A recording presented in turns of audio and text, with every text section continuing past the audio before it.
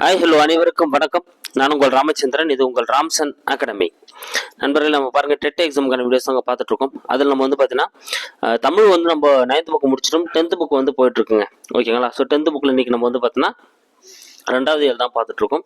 So ரொம்ப ரொம்ப முக்கியம் அப்படின்றதுனால ஒரு இயலும் நம்ம என்ன பண்ணிட்டு இருக்கோம், ஒரு கொஸ்டின் விடாமல் உங்களுக்கு எடுத்து கொடுங்கன்னு சொல்லிட்டு கொடுத்துட்டு இருக்கோங்க. அது இன்னைக்கு நம்ம பார்க்க போகிறது பார்த்தீங்கன்னா 2வது இயல் தான் பார்க்க போகிறோம். ஓகேங்களா? சரி, வாங்க வீடியோக்குள்ள பார்க்கலாம். அதுக்கு முன்னாடி நம்ம சேனலுக்கு யாரும் புதுசாக வந்தீங்கன்னா நம்ம சேனலையும் சப்ஸ்கிரைப் பண்ணிக்கோங்க. கூட பக்கத்தில் இருக்கிற பெல் பட்டனை கிளிக் பண்ணி நோட்டிஃபிகேஷன் ஆல் அப்படின்றதையும் கொடுத்துக்கோங்க. அப்போ தான் நம்ம போகிற வீடியோஸ் எல்லாமே உங்களுக்கு உடனடியாக வந்துட்டு இருக்கும். ஓகேங்களா? சரி கேஸ். ஸோ இது அப்படியே ஒரு நீங்கள் டெஸ்ட் போலே நீங்கள் ஆல்ரெடி நான் படிச்சுட்டு இருப்பீங்க, ரிவிஷன் பண்ணிட்டு இருப்பீங்க. ஒரு டெஸ்ட் போலே நீங்கள் அட்டன் பண்ணுங்கள். இல்லை இப்போ தான் பார்க்குறீங்கன்னு பார்த்துங்க, உங்களுக்கு கிளியர் ஆகிடும். ஓகே, ஃபர்ஸ்ட் கொஸ்டின் பார்க்கலாம் பாருங்க. தொகைநிலை தொடர் எத்தனை வகைப்படும்? தொகைநிலை தொடர் எத்தனை வகைப்படும்? சூப்பர். வேற்றுமை தொகை, வினைத்தொகை, பண்புத்தொகை, ஓமை தொகை, உண்மை தொகை, அன்மொழி தொகை அப்படின்னு சொல்லிட்டு தொகைநிலை தொடர் பார்த்தீங்கன்னா 6 வகைப்படும். அப்ப டி தான் இதுக்கான ஆன்சர். தொகைநிலை தொடர் 6 வகைப்படும். அடுத்த 2வது கேள்வி. தமிழ் தொண்டு என்பது டேஷ். தமிழ் தொண்டு அப்படின்றது எதை குறிக்குது?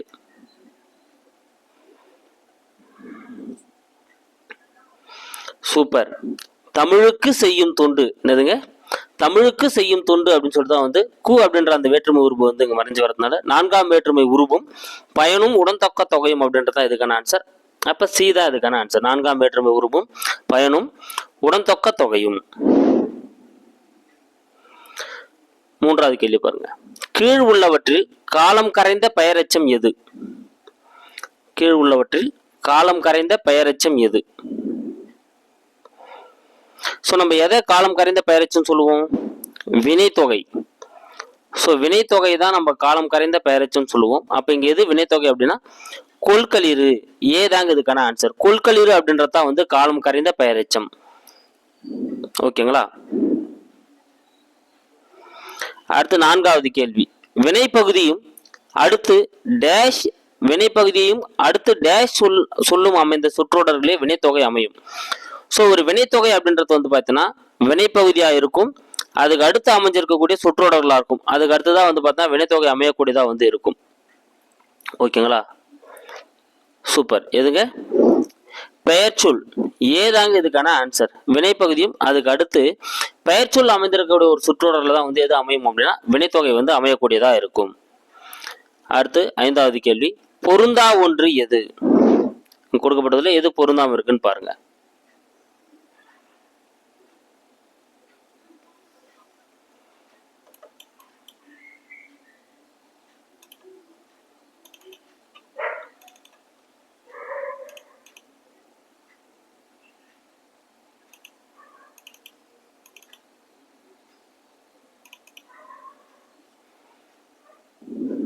சூப்பர். இதுல எதுங்க தவறா இருக்கு? இதுல பாத்தீங்கன்னா வட்டத்தொட்டி அப்படின்றத தவறுங்க. ஏன்னா மீதி 3மே இருபெயரட்டு பண்பு தொகை. ஓகேங்களா? மார்கழி திங்கள், சாரை பாம்பு, மல்லிகைப்பூ எல்லாமே இருபெயரட்டு பண்பு. ஏன்னா இருபெயரட்டு பண்பு தொகைன்னா சிறப்பு பெயர் முன்னாலேயும் பொது பெயர் பின்னாலே வரக்கூடியதா இருக்கும். ஓகேங்களா? ஸோ மார்கழி திங்கள், சாரை பாம்பு, மல்லிகை பூ எல்லாமே லாஸ்ட் வரது எல்லாமே பொது பெயர்களா இருக்கும். சிறப்பு பெயர் எல்லாமே முன்ன வந்திருக்கும். அதனால இருபெயரட்டு பண்பு தொகை. ஆனா வட்டத்தொட்டி அப்படின்றது பண்பு தொகை. அடுத்து 6வது கேள்வி. எண்ணல், எடுத்தல், முகத்தல், நீட்டல் என்னும் 4 அளவு பெயர்களை தொடர்ந்து வருவது டேஷ். எண்ணல், எடுத்தல், முகத்தல், நீட்டல் என்னும் 4 அளவு பெயர்களை தொடர்ந்து வரக்கூடியது எது?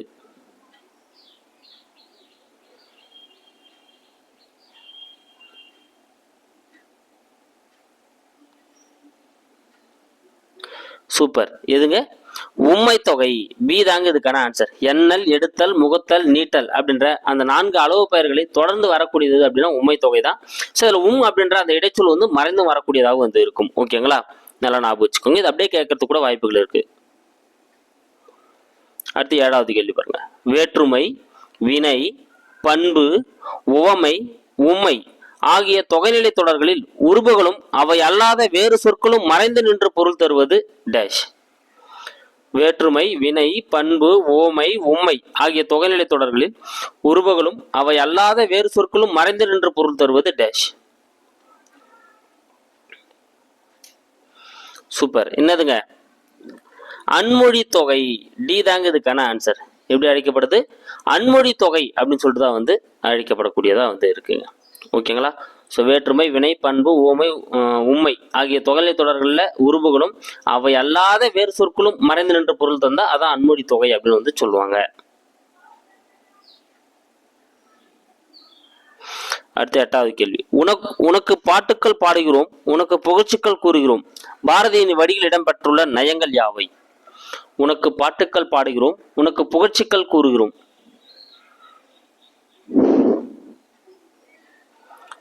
சூப்பர். ஸோ முதல் எழுத்து ஒன்றி வந்திருக்கு. அடுத்து வந்து பார்த்தீங்கன்னா இரண்டாவது எழுத்தும் ஒன்றி வந்திருக்கு. அதனால இது வந்து மோனை எதுகை ரெண்டுமே வந்து பார்த்தீங்கன்னா இதில் வந்து பயின்று வந்திருக்கு. அப்போ பி தான் வந்து இதுக்கான ஆன்சர், மோனை எதுகை. கூற்று கவனி பாருங்க, 3 செய்திகள் கொடுக்கப்பட்டிருக்கு. ஒவ்வொரு ஆண்டும் ஜூன் 15 உலக காற்று நாளாக கொண்டாடி வருகிறோம். செய்தி 2, காற்றாலை மின் உற்பத்தியில் இந்தியாவில் தமிழகம் 2ஆம் இடம் என்பது நமக்கு பெருமையே. கூற்று 3, காற்றின் ஆற்றலை பயன்படுத்தி கடல் கடந்து வணிகம் செய்து அதில் வெற்றி கண்டவர்கள் தமிழர்கள். ஸோ இதில் எது ஆன்சர் ஆப்ஷன்ஸ் எல்லாமே கீழே இருக்க பாருங்க, எது ஆன்சர் வரும்னு பார்த்து எடுங்க பார்க்கலாம். சூப்பர், நீங்கள் ஆன்சர் எடுத்துட்டு இருப்பீங்க. செய்தி 1, 3 ஆகியன வந்து சரிங்க. ஓகேங்களா? 2வது கூற்று வந்து தவறு. ஏன்னா தமிழகம் வந்து ஃபர்ஸ்ட் பிளேஸ்ல இருக்கு. தமிழகம் வந்து முதலிடம். காற்றாலை மின் உற்பத்தியில இந்தியாவிலே தமிழகம் வந்து முதலிடத்துல இருக்குதுங்க. ஓகேங்களா? அப்போ டி தான் வந்து இதுக்கான ஆன்சர். 2வது கூற்று தவறா இருக்கு. பாடு இமிழ் பனிக்கடல் பருகி என்னும் முல்லைப்பாட்டின் அடியில் உணர்த்தும் அறிவியல் செய்தி எது? பாடு இமிழ் பனிக்கடல் பருகி அப்படின்ற முல்லைப்பாட்டோட வரி இது. இதுல உணர்த்தக்கூடிய அந்த அறிவியல் செய்தி எது? சூப்பர், எதுங்க? கடல் நீர் ஆவியாகி மேகமாதல். ஏதாங்க இதுக்கான ஆன்சர். ஸோ கடல் நீர் ஆவியாகி மேகமாகுது அப்படின்றத வந்து இதுல உணர்த்தப்பட்டிருக்கு. அடுத்து 11வது கேள்வி, பொறுத்துக.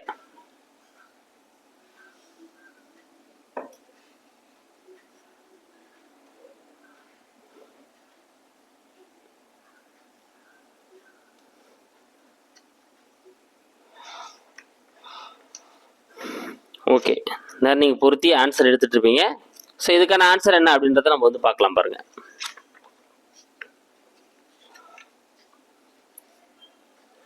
ஸோ கிழக்குல இருந்து வீசக்கூடிய அந்த காட்டை தான் நம்ம சொல்லுவோம் கொண்டல் அப்படின்னு நம்ம சொல்லுவாங்க. அப்போ கிழக்கு எங்க இருக்கு? 3ல இருக்கு பாருங்க. ஓகேங்களா? அடுத்து பார்க்கலாம் பாருங்க. மேற்கில் இருந்து வீசக்கூடிய காத்து தான் கோடை. ஸோ மேற்கு அப்படின்றதுக்கு குடக்கு அப்படின்னு ஒரு பொருள் இருக்கு. அதை நம்ம கோடை அப்படின்னு வந்து சொல்லுவாங்க. அப்போ மேற்கு எங்க இருக்கு? 1ல இருக்கு பாருங்க. வாடை, வடக்கு என்பதற்கு வாடை என்னும் பெயர் வந்து வடக்கிலிருந்து வீசக்கூடிய காற்று தான் வாடை காற்று அப்படின்னு சொல்லுவாங்க. அப்போ வாடைனா வடக்கு, தென்றல்னா தெற்கு. ஓகேங்களா? அப்போ 3, 1, 4, 2 எங்க இருக்கு? டில இருக்கு பாருங்க. அப்போ டி தான் வந்து இதுக்கான ஆன்சர். பெரிய மீசை சிரித்தார் அடிகோடிட்ட சொல்லின் தொகை எது? பெரிய மீசை சிரித்தார் அடிகோடிட்ட சொல்லின் தொகை எது? சூப்பர், எதுங்க? அன்மொழி தொகை. டி தாங்க இதுக்கான ஆன்சர். ஸோ பெரிய மீசை சிரித்தார் அப்படின்றது வந்து பார்த்தீங்கன்னா அன்மொழி தொகை தான் வந்து இதில் வந்து பயின்று வந்திருக்கு.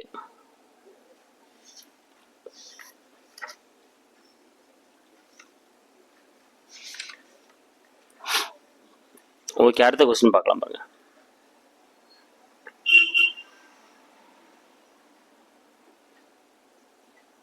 மா அல் என்பது, ஸோ மா அல் அப்படின்றது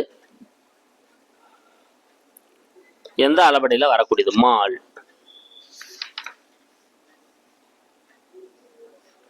சூப்பர், மா அல் அப்படின்றது வந்து பாத்தீங்கன்னா செய்யுளிசை அளபடை.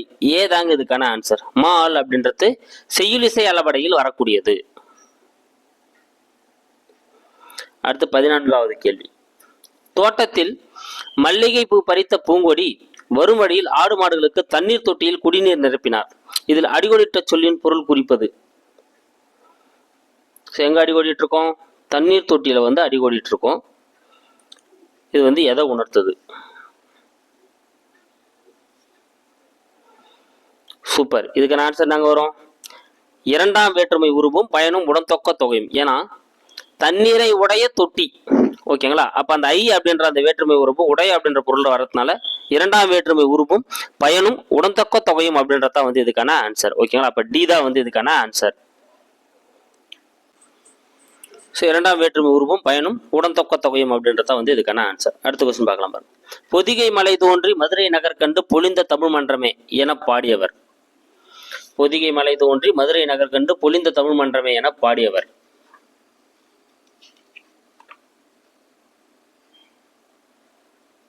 சூப்பர். யாருங்க? ஸோ கவியரசு கண்ணதாசன் அவர்கள் தான் பாடியிருப்பாரு. ஸோ இங்கே அந்த ஆப்ஷன் இல்லை அப்படின்றதுனால அப்போ இவற்றில் எதுவும் எடுக்கிறோம். டி தான் இதுக்கான ஆன்சர். பூக்களை தொட்டால் நறுமணத்தோடு வருகிறாய், புல்லாங்குழலில் புகுந்தால் இசையோடு வருகிறாய் என காற்றை கூறியவர் யார்? பூக்களை தொட்டால் நறுமணத்தோடு வருகிறாய், புல்லாங்குழலில் தொட்டால் இசையோடு வருகிறாய் என காற்றை புகுந்தவர் யார்? சூப்பர். யாருங்க? அப்துல் ரகுமான். சி தாங்க இதுக்கான ஆன்சர். அப்துல் ரகுமான் தான் வந்து இதை சொல்லியிருக்காரு. அடுத்து 17வது கேள்வி. இது ரொம்ப முக்கியம். இப்போ பிஜிடிஆர்பி தமிழ் எலிஜிபிள் டெஸ்ட்ல இந்த கொஸ்டின் கேட்டிருந்தாங்க. கண்ணிற்கு காட்சி தராமல் காண்பதற்கு அரியனவாய் இருக்கும் மலர் எது? கண்ணிற்கு காட்சி தராமல் காண்பதற்கு அரியனவாய் இருக்கும் மலர் எது?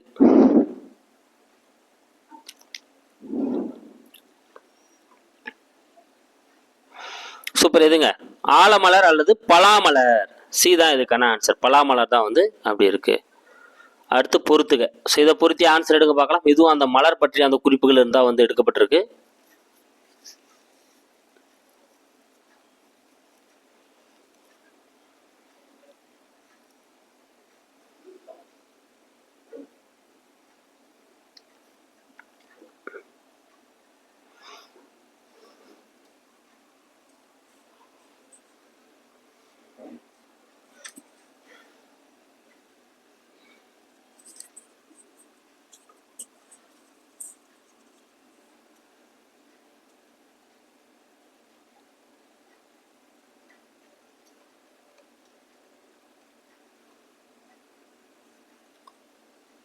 சூப்பர். ஸோ பயன்பாடு நாற்றம் அதை பொறுத்து என்ன பண்ணியிருப்பாங்க, சில பொருட்களை வந்து ஒதுக்கியிருப்பாங்க. அதில் நம்ம வந்து பார்த்தீங்கன்னா எதை எடுத்துக்கலாம்னா எருக்கு. ஓகேங்களா? எருக்குன்னு சொல்லி நம்ம அதனால் ஒதுக்கி வச்சிருப்போம். அடுத்து இனிப்பு. ஸோ இனிப்பு உடைய பூக்கள் வந்து பார்த்தீங்கன்னா இலுப்பை பூக்கள். அப்போ கரெக்டு தான். ஏன்னா கரடிலாம் அந்த பூக்கள் வந்து பறித்து சாப்பிடும். மணமேற்றி.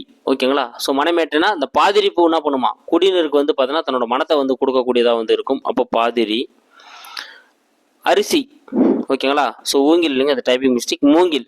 ஸோ மூங்கில் இருந்தால் வந்து மூங்கில் பூலேருந்து அரிசி உருவாகும். அப்போ எல்லாமே நேருக்கு நேராக இருக்கிறதுனால ஏதான் அதுக்கான ஆன்சர். 1 2 3 4. அடுத்து பொருந்தா இணை எது? இதுல எது தவறா இருக்குன்னு பாருங்க.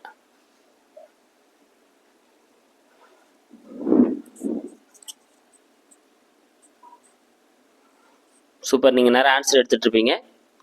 கீரி பாம்பு உண்மை தொகை. கீரியும் பாம்பும் உண்மை தொகை தான், கரெக்டு தான். பூங்குழலி வந்தால். ஓகேங்களா? ஸோ பூவை போன்ற அந்த கூந்தலை உடைய பெண் வந்தால் அப்படின்னு சொல்லுவாங்க. குழலை போன்ற பெண் வந்தாலும் சொல்லுவாங்க. அப்போ பூங்குழலி அன்மொழி தொகை கரெக்டு தான். மலை வாழ்பவர். ஸோ மலை வாழ்பவர் அப்படின்றது வந்து பார்த்தீங்கன்னா மலையின் கண் வாழ்பவர் அப்படின்னு வரணும். அப்போ 7ஆம் வேற்றுமை தொகையும் உடனும் 7ஆம் வேற்றுமை தொகை தான் வந்து வந்திருக்கணும். அப்போ இங்கே சி தான் தவறா இருக்கு. அப்போ சி தான் இதுக்கான ஆன்சர். முத்துப்பல் அப்படின்றது ஓமை தொகை. இது கரெக்டு தான். அரிய மலர் என்பதன் இலக்கண குறிப்பு யாது? அரிய மலர் என்பதன் இலக்கண குறிப்பு யாது?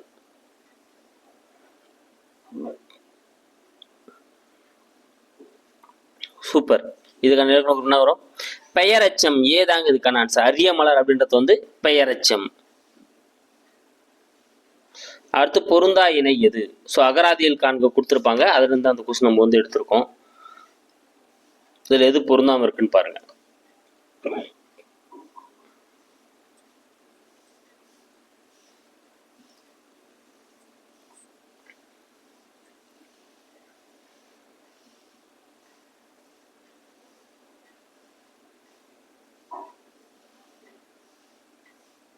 சூப்பர். அகன் சுடர் அப்படின்னா அகல் சுடர், கரெக்டு தான். ஆர்கலி. ஆர்கலி அப்படின்னா கடல், கரெக்டு தான். கட்புல். கட்புல் அப்படின்னா ஓர் புலவனை குறிக்கக்கூடிய வார்த்தை தான், கரெக்டு தான். கொடுவாய் அப்படின்னா ஆரவாரம் அப்படின்றது வந்து தவறுங்க. ஏன்னா ஆர்கலி அப்படின்றதா வந்து ஆரவாரத்தை வரக்கூடியது. கொடுவாய் அப்படின்னா வந்து பார்த்தீங்கன்னா ஒரு மிருகம் அல்லது வந்து பார்த்தீங்கன்னா புலியை குறிக்கக்கூடியது. அப்புறம் வளைந்த வாய் இதெல்லாமே குறிக்கக்கூடியதா வந்து கொடுவாய். அப்போ டி தான் அங்கே தவறா இருக்கு. டி தான் அதுக்கான ஆன்சர். அடுத்து கலைச்சொற்கள் இருந்து கொடுக்கப்பட்டிருக்கு பாருங்க. இதுல எது தவறா இருக்கு அப்படின்னு பார்த்துட்டுங்க பார்க்கலாம்.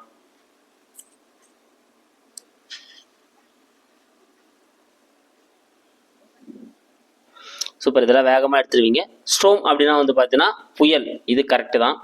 டார்னடோ அப்படின்னா வந்து பார்த்தீங்கன்னா சூறாவளி, இதுவும் கரெக்டு தான். டெம்பஸ்ட் அப்படின்னா வந்து பார்த்தீங்கன்னா பெருங்காற்று, இதுவும் கரெக்டு தான். வேல்வைண்ட் அப்படின்னா வந்து பார்த்தீங்கன்னா சுழல் காற்றுன்னு வரணும். ஓகேங்களா? ஸோ நிலக்காற்றுன்னு வரக்கூடாது, லேண்ட் ப்ரீஸ் அப்படின்னா தான் வந்து நிலக்காற்றுன்னு வரணும். அப்போ வேர்ல்வைண்ட் அப்படின்னா சுழல் காற்றுன்னு வந்திருக்கணும். அப்போ இங்கே டி தான் தவறாக இருக்குது. டி தான் இதுக்கான ஆன்சர். அடுத்து கூற்றை கவனி. ஸோ நூல்கள் நூல் ஆசிரியர் சார்ந்து கொடுக்கப்பட்டிருக்கு. பார்த்து ஆன்சர் எடுங்க பார்க்கலாம்.